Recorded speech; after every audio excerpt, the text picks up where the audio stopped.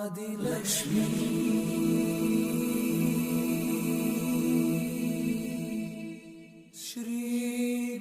श्रीधनलक्ष्मी सुमनसवन्दित सुन्दरि माधवी चन्द्र सहोदरि हेममयी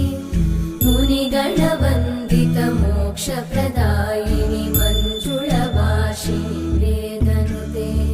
पङ्कजवासिनि देवसुपूजित सद्गुणवर्षिणि शान्तियुते जय जय हे मधुसूदन कामिनि आदिलक्ष्मि जय पालय माम्।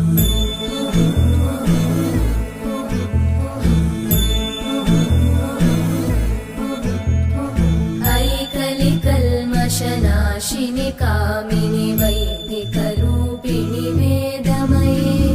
क्षीरसमुद्भव मङ्गलरूपिणि मन्त्रनिवासिनि मन्त्रनुते मङ्गलदायिनि अम्बुजवा